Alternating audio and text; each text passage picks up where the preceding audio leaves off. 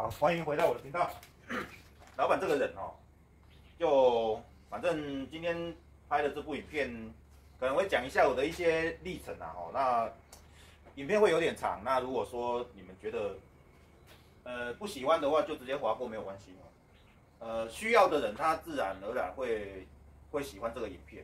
那我们今天来看的就是龙头猪碗哦。你像这部车啊，它骑的时候它会很不稳，直线性很不稳。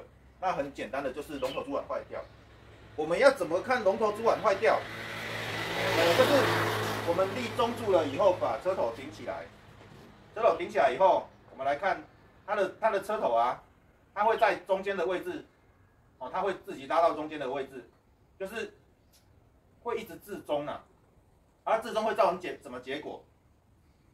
哦，因为我们车子在骑的时候，其实前轮它会自己去找中间的方向，让我们直线行驶。可是如果你的龙头猪碗卡住的话，或是说它的那个猪碗已经变形的话，你的车子就没有办法很正确的在自己寻找直线，所以我们手要很用力的去帮它找直线，这骑乘起来会非常的累，哦，骑乘起来会非常的累，所以我们是必须要把它的龙头上下猪碗把它做更换。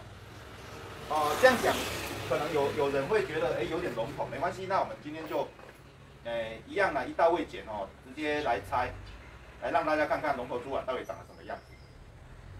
因为每台车型不太一样，所以我们要拆龙头猪碗的话，可能就是每台车型我们都要去分解啦，上下的地方来做分解。那首先呢，就是要先把前轮顶起来，顶起来以后确认问题点了以后，我们再来开始拆。好，这样子顶起来。其实 YouTube 的频道创立到现在大概2年多，2年多了。那2年多的状态之下，2年多的状态之下，其实盈利也是只有少少的盈利。那这个部分，因为老板本身也不红嘛，他不红的话，所以粉丝的累积的数量也没那么多。然后老板自己又没有常常在拍片，所以会去导致于说，出片的量跟频率都是不一定。那这也会间接的造成频道的那个触及率比较低啦。这个叫做龙头猪碗，它大概是长这样，雅马哈原厂的零件大概是长这样。那我们今天就是要换这个猪碗，总共有4个。好，那开始的时候，我们就是要先拆车壳。那老板这边就是一边拆车壳，一边跟大家唬烂，因为长影片现在也没什么人看，所以没什么人看的状况之下，它的盈利收入也会更低车子要稍微撑起来一点点，我们把车子撑起来。所以你说到底 YouTube 可以让你有没有办法让你活下去我是觉得啦，对于我们这种靠长影音这种来生活的人如果你没有办法全职的去做剪辑，然后字幕，然后特效，然后找个妹子来帮忙拍片的话，其实你要在 YouTube 用 YouTube 来当你的收入来源我是觉得很难的。我个人是觉得很难，因为我们还要顾家庭还要顾一些别人的感受是没有办法。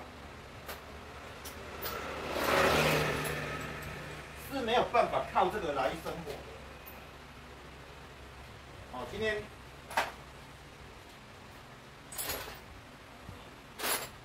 今天你想要靠 YouTube 来维生的话，你要看看，很多人有了他们自己的团队，有他自己的团队，然后也有他的剪辑师、造型师、工作人员，那他们这样子养一个团队是非常辛苦的那在这个前提之下，你有办法去照顾到你的家庭吗？然后你每天还要花那么多的时间去拍片，然后去剪辑，去配音乐，去做一些片段的整合，然后再来发片，这些都会让我们的一些无形之中的一些时间成本浪费掉。那如果你要去权衡这些时间成本啊，又要有一个强而有力的后盾。啊，如果你是年轻人，家里又不靠爸妈，上班族，又不用人家帮忙带小孩，你才有可能在 YouTube 这个领域啊，来做一个发挥啦。不然的话，你要说啊，老板，我要在 YouTube 上面赚多少钱？坦白讲啊，这个真的很难的。尤其现在的人普遍也没有那么多美国时间，啊，你要叫他一天到晚在那边滑长影音，那根本不可能。你一个长影片20-30分钟，人家20-30分钟至少滑了上百则的短影片，你要怎么样跟短影音竞争？那你会觉得说，好吧，那我就来拍短影音好了。那你拍短影音的话，收入又那么少，然后可能又要用一些比较狗血的一些做法，才有办法获得流量。有的人会想说啊，我要来拍旅游，然后我去日本啊，去美国啊，去英国啊，欧洲啊，然后拍了那么多影片回来再剪辑影片，然后再上传，这样就会有人看。我跟大家讲一个老实话，你剪的那些人家为什么要看？你有没有什么比较强的报道？啊，如果没有的话，人家为什么要看这个影片？人家会去看那些网红的、艺人的，或是那个有辣妹的，会露点的，会脱的，人家会去看他们的影片。人家为什么要去看你这个小制作，然后没什么流量的影片？人家不会去看。我现在把龙头拆掉了。把龙头拆掉了以后，就会看到这些线啊、开关啊、码表钢索啊，这些我们整个都要把它弄掉，因为整个龙头到时候会全部拉下来。你看就是这样子，它到中间的地方它会这样子。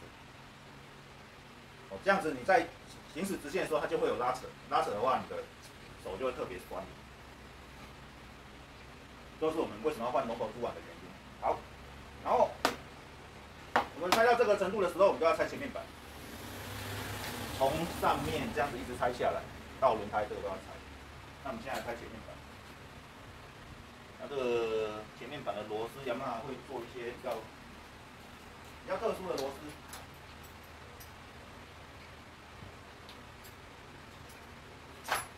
像雅马哈在这个地方就比较喜欢做心形螺丝。就把这个心形螺丝拆掉。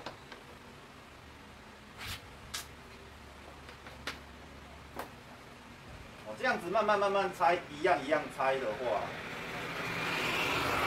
我们就可以比较明显的去了解说，你换一个龙头珠啊，你需要拆到多少项目？那这个工资要收多少才合理？所谓的合理，不是跟客人交代过去，而是你也要对自己交代。拆这个东西要花了几分钟、几小时，才有办法把这个东西拆掉。那这个都是需要花时间成本的，所以说你时间成本如果不愿意花的话，你要叫别人帮你工作，其实真的很难。时间成本还是要花下去。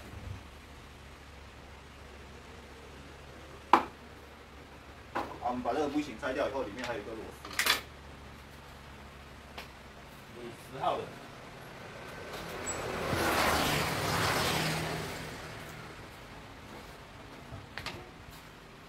所以你要拍影片为生，怎么为生？你像我目前的频道订阅数是2万，就表示我可能有2万个人会认为说，我的影片有一点小价值，然后他们才会愿意订阅我的频道。那所谓的小价值，无非就是我的频道有帮一些人解决到一些他生活上遇到的小问题。那这个的话，坦白讲，这样子做，我个人认为，这样子做其实可以给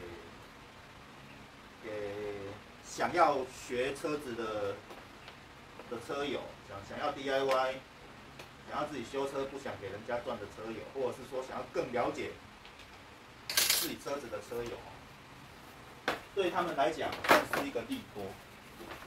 可是呢，你在这个利多的前提之下，你要怎么样让自己达到自己的一些基本的生活需求？这就是我们需要去探讨的一方面。怎么样可以达到自己的生活需求？然后又怎么样可以去吸引更多支持你的做法的粉丝？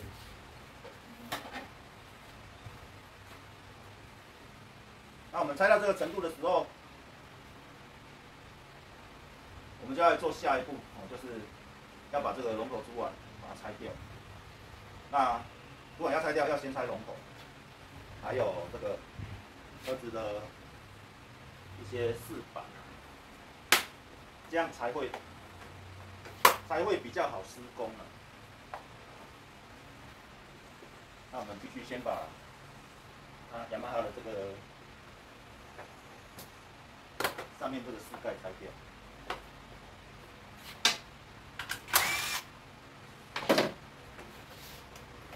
一样的拆。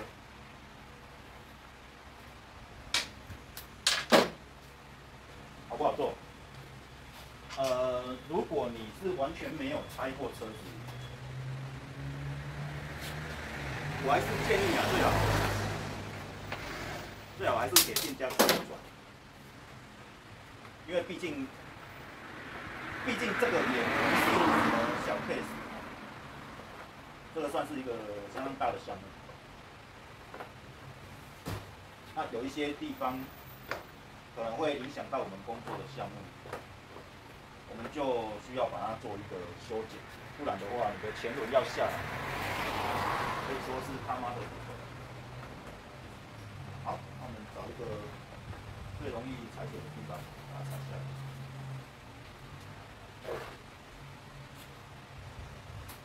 那也会觉得说，老板，你这样子剪掉了以后，会不会影响什么？不会啊。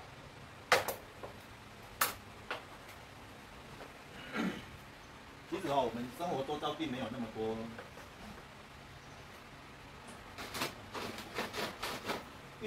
并不会有那么多奇奇怪怪的东西。有的话也只是自己在那边困扰自己而已。生活上真的没有那么多的鸟事，真的没有那么多。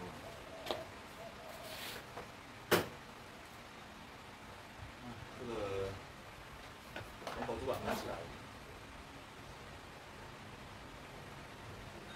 还是需要花费相当的力气，才有办法拆。没关系，该拆的我们就要给它拆下，该剪的就把它剪掉，以不会影响车子结构跟安全性的状态之下，该该处理掉的，我们就要把它处理掉。好，我们拆到这里的时候，其实车子前半段就可以大致上分下来。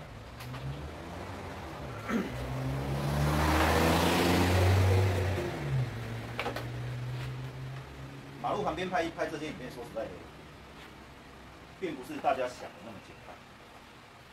而且这雅马哈它又很喜欢做这种很鸟的设计，所以如果你要真的要拆一个龙头珠碗的话，比你想象中还困难。那我们大概拆到这个程度了以后，我们换另外一个角度。好，我们把相机调来这边。到了这个程度以后，我们把工作区弄干净。好，那你会说，老板，那这样子会不会坏掉？不会坏掉了。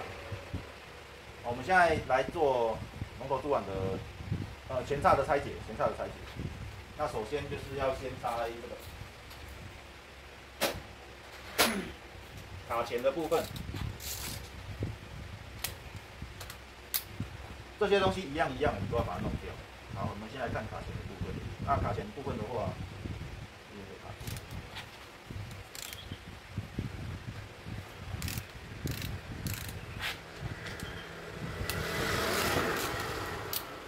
我们把卡钳拆掉。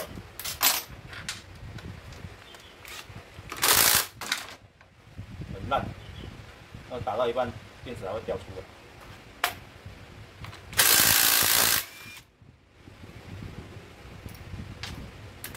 然后把这个卡钳拆除，卡钳的固定螺丝，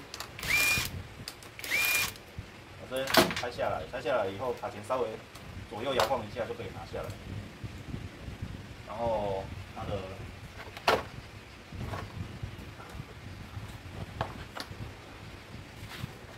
油管的地方，因为等一下整组都要下来，所以油管的地方我们也会把它放松。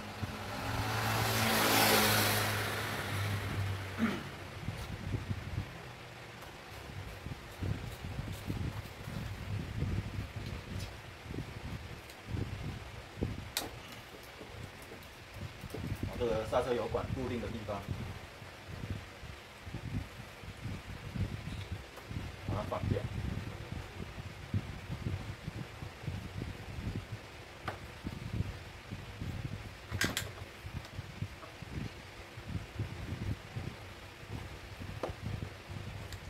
有人私讯我说想要来我这边学习，其实大家只要把我的影片看完，你们就已经学到很多了啦。不用很刻意的，就是说非得要过来，还不至于需要这样。那我们现在把前叉的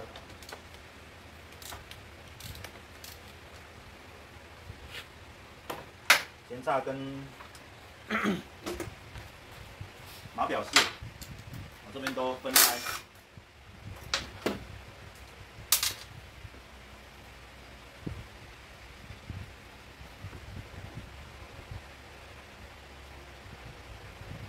这个马表线要分开。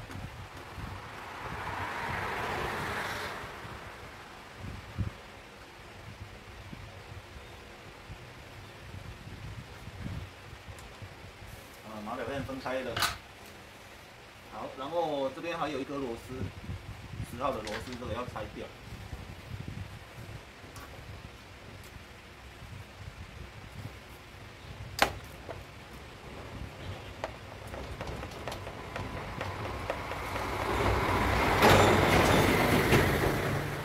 好，那剩下的就是前叉总前轮的部分。那我们前轮这4颗螺丝拆掉。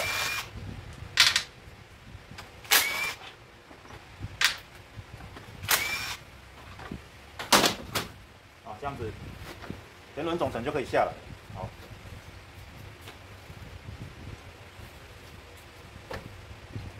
然后到这里我们就是要换下凸碗跟上凸碗。这边的话下半部已经 OK 了，那我们剩下上半部，这样看得到吗？好，上半部的部分，我们就要开始来拆龙头的部分。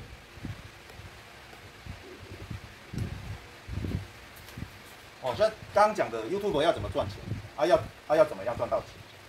你首先就是第一个要1000个订阅者以上，你才有办法开通广告收入。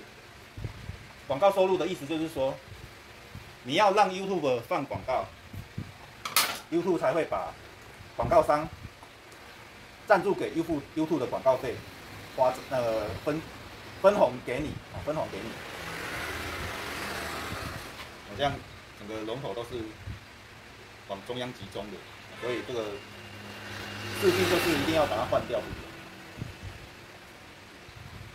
然后我们准备来拆龙头的地方，龙头的地方它会有一个保护套，我把相机敲一下。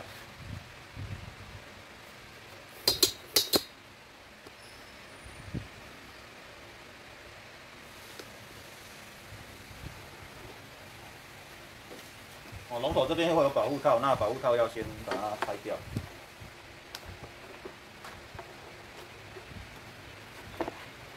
老板为什么要戴口罩？因为最近咳嗽咳得蛮严重。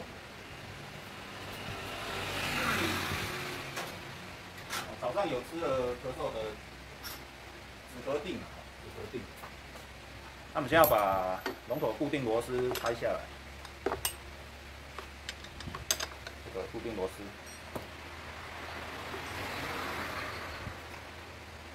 这个其实锁得蛮紧的哦。如果你用小支的拆不下来的话，你就是要换大支的。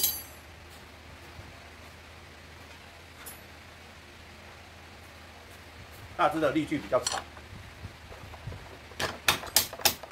会比较容易拆下来。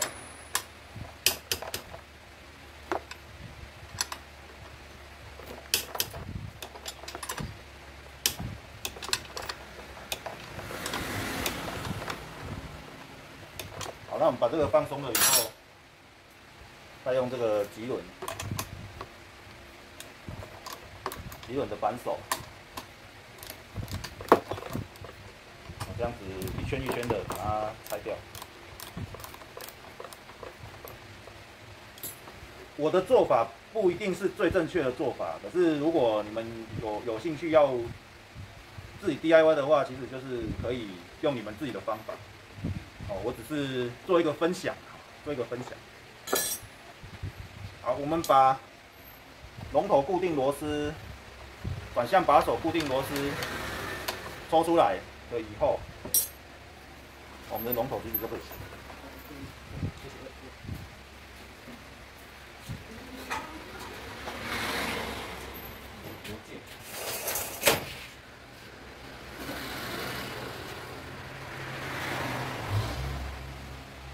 你说这样子的话，能不能拿下来？应该可以啦。如果不行的话，我们再来想办法。我们把龙头这样子往上提。那如果线有拉到的话，我们就是要把线这些线组啊、插头的部分把它拆掉。如果线没拉到的话，就可以直接抽出来。线有拉到，就是要把线插头这边都拔掉。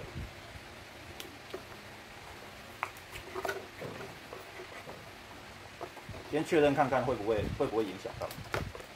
好，这边线组拉掉了以后，剩下刹车油管、油门线跟这个刹车钢索。这样也不行，一样要把刹车油管的地方要拆掉。这边有一个刹车油管的固定区，把这边拆掉。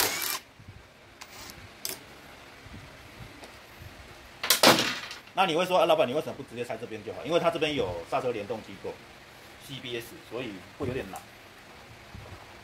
直接拉得起来就拉起来，拉不起来再来想办法。油门线有点卡住，能不能拉起来呢？先解决这个了。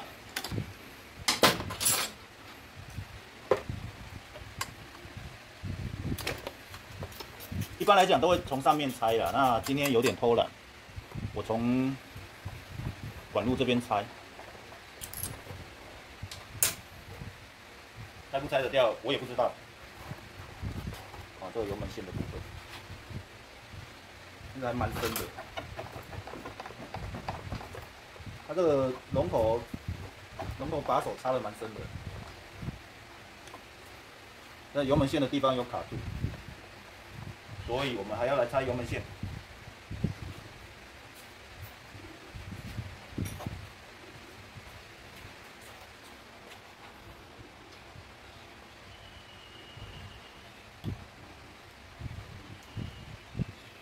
我再讲一次哦，我的方法不一定是最好的方法，就是大家参考啦。因为 RS Neo 我也不是第一次拆，但是 RS Neo 的龙头主板我是第一次换。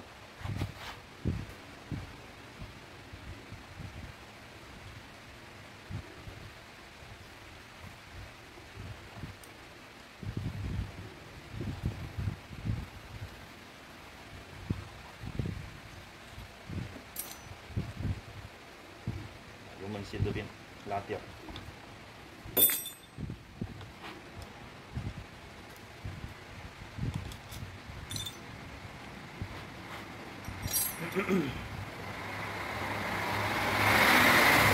雅马哈这种双油门线没有很好拆哦，可是没办法，你要拆龙头主板，你就是油门线被干涉住了，你就是要想办法，先让油门线不要干涉，也没有很难啦，就稍微转个念，其实就知道了。那至于油门线到底要怎么拆，我觉得大家都会想出它最好的方式。我们这边油门线拆掉了以后，看一下还有什么拉住的，刹车钢索，卡钳这边有拉住。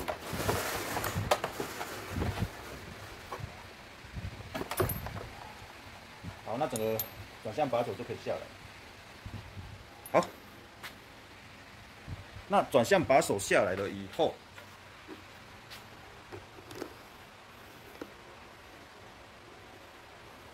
它这边会有一个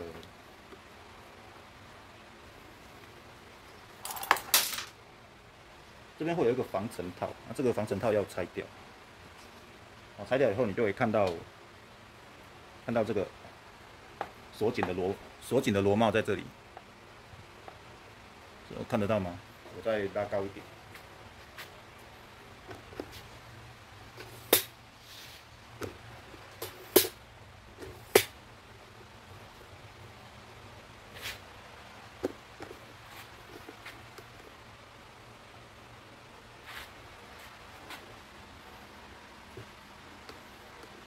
好，这样子看得到吗？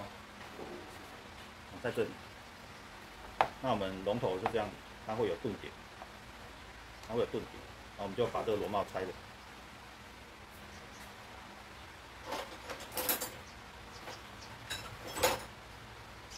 那螺帽的部分有专用的这个螺帽扳手。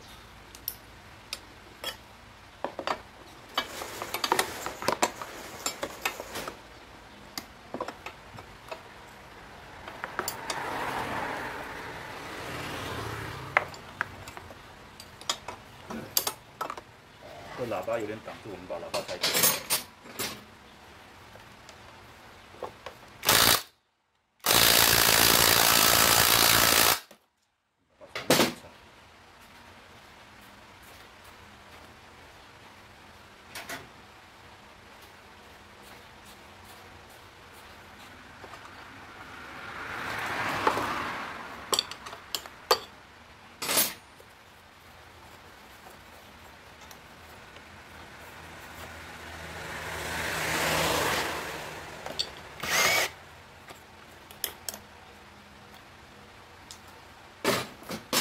好，我们现在把喇叭拆掉了，然后我们就来拆这个地方。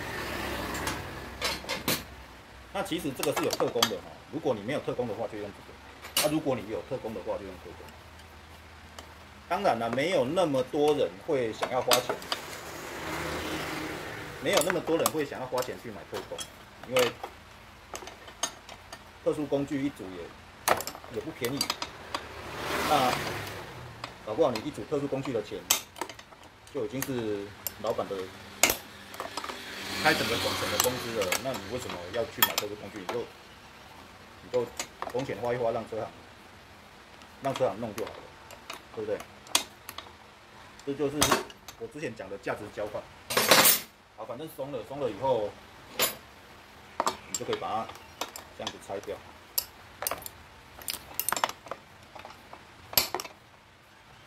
那你要拆之前，其实也可以喷一些WD-40，我是没有喷啦，反正松了。好，那松了以后，我下面先抵住，我把上面的螺帽拆掉。那顺序的话就是要把它系起来。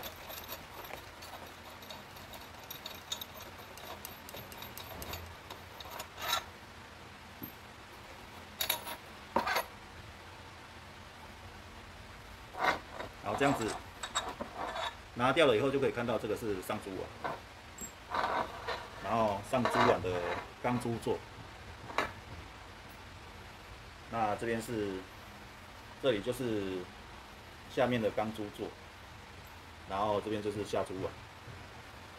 好，那我们今天来看这个龙头珠碗啊，它到底原因在哪里？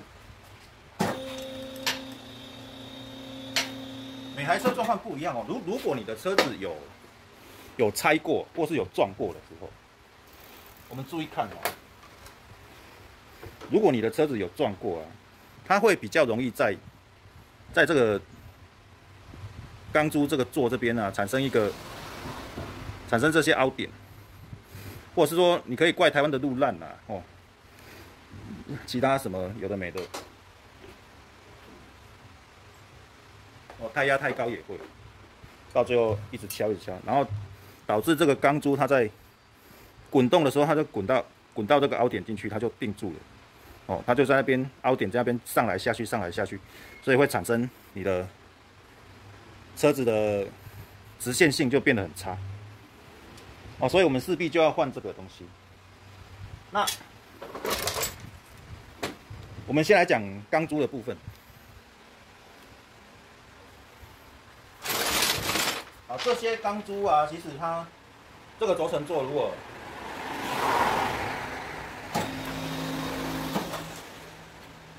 它的这个钢珠座，如果可以的话，我们可以把它分解，把里面的钢珠拿出来。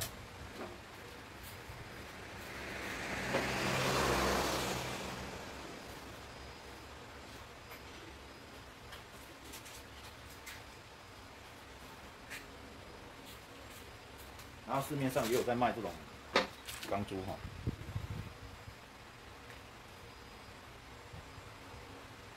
我这钢珠好像都一样，惨了，不知道有没有库存。这是小颗的，啊，这全部都小颗的，完蛋。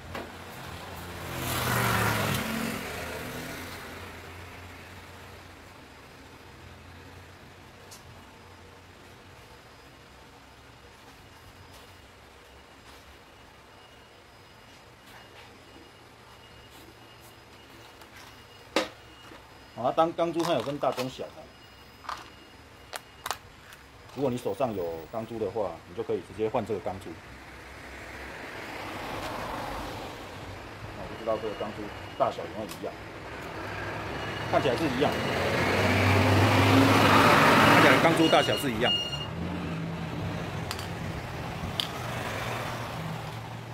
那钢珠为什么要换掉？因为它会磨损嘛，它会磨损的话，你就拆下来就把它换掉了，一颗一颗钢珠把它拆下来。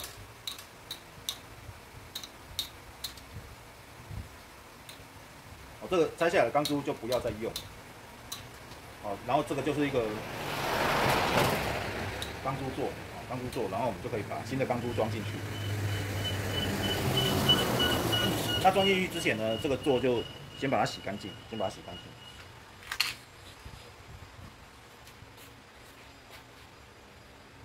那洗干净有很多种方法，你要用刹车清洗剂啊什么的，都把它喷干净。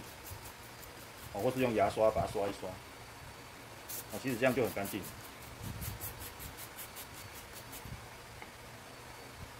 然后很快的就可以把油污啊、泥沙啊溶解下来。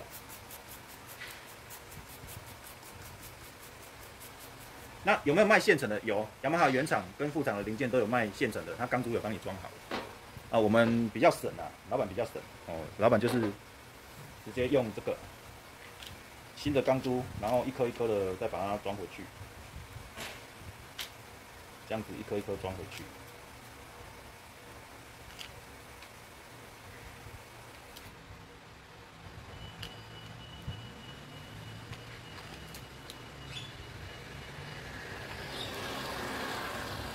啊，以前的车子是没有设计这个钢珠座的，那变成是说我们要用，我们换这个龙头珠碗的时候，要一颗一颗钢珠，然后用那个什么，用黄油粘着，一颗一颗把它排好，然后用来排珠啊，排钢珠，一颗一颗要排好。那现在如果有钢珠可以换，这一盒大概好像几十块吧。好，我们把新的钢珠排好以后，到时候再上黄油就可以。那这个旧的钢珠就不要用了，也不要拿去给小孩子，小孩子可能会吞下去。好，那我们这个等一下就可以装上去。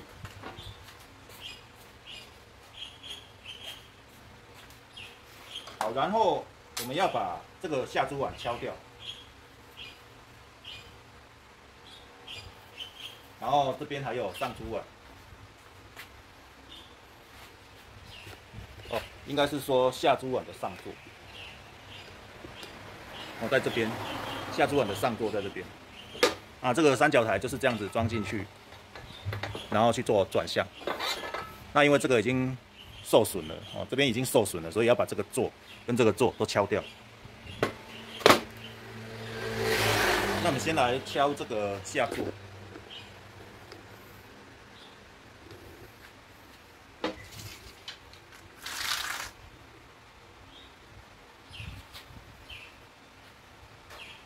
那做到这个地方有没有问题？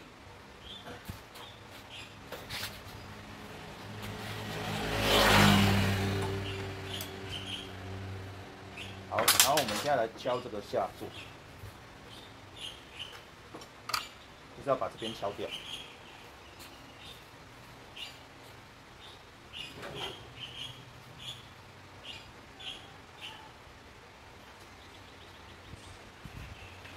那要敲之前，就是可以的话，喷点润滑剂、WD-40、机油都好，让它不要那么紧。啊，也有特工啊，特工可以直接用在这边，直接把它拉出来。那老板这边没有那种特工，啊，老板就是用手工敲的。我们手工这样子把它敲掉。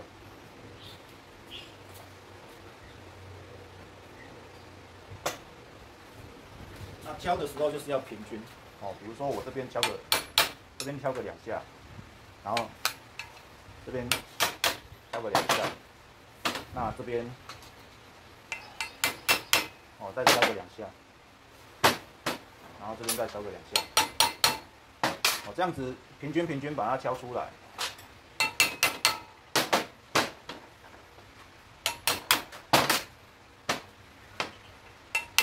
轻轻的敲就好了，其实这个不会很紧。如果你是旧车，或者是说泡水车，它有可能会很紧。啊，如果很紧的话，敲不出来。我会觉得直接整个三角台换掉会比较快。一只三角台零件大概1200上下嘛，然后你在这边敲这边，然后又敲不出来，又在那边搞得满身大汗，这样子也会走的。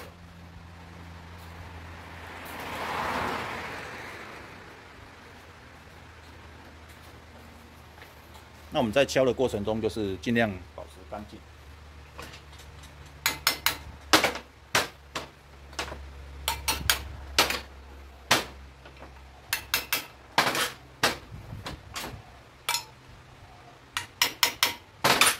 轻轻的敲。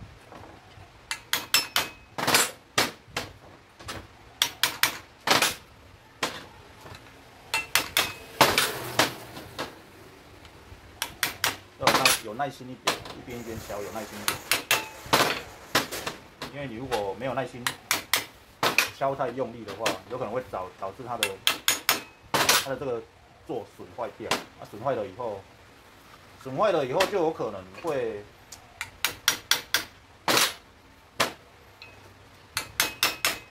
新的会装不进去。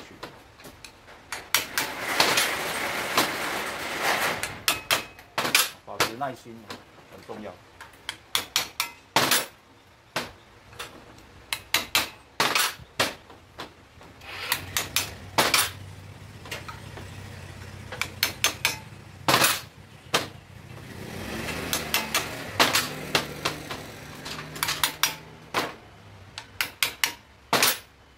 保持耐心，慢慢敲，总有一天会让你敲下来。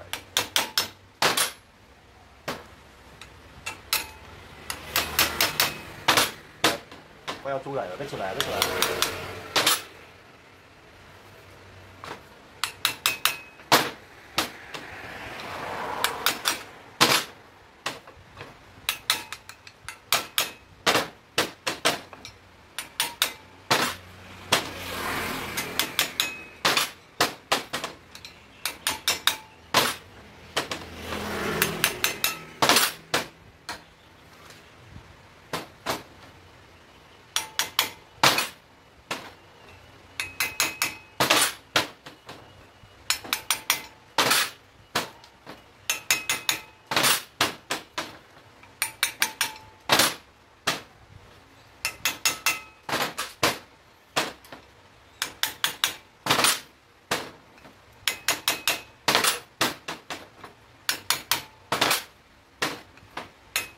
这个是比较笨的方法，因为老板本来就不聪明，所以老板就喜欢用这种笨方法来修车啊。那如果你有特工，当然是最好，我们就是用特工直接把它逼出来就好，就不用这样子敲来敲去，敲到心很累。如果你没特工的话，你就只能工具榔头买着自己慢慢敲，就像老板这样慢慢敲。好，这样已经快下来了，剩下一点点，一样我们要有很耐心。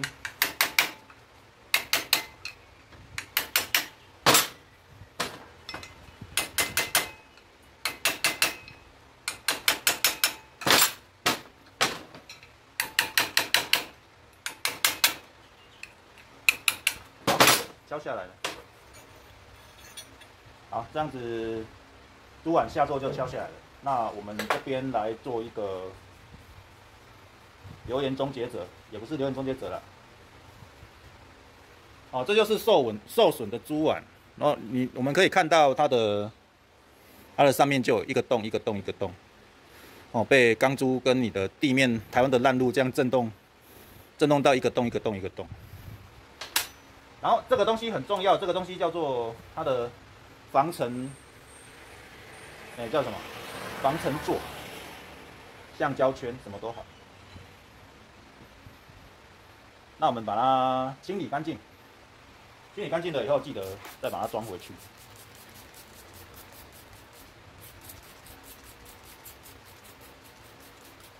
好，清理干净。下座这边的本体也要把它清理干净。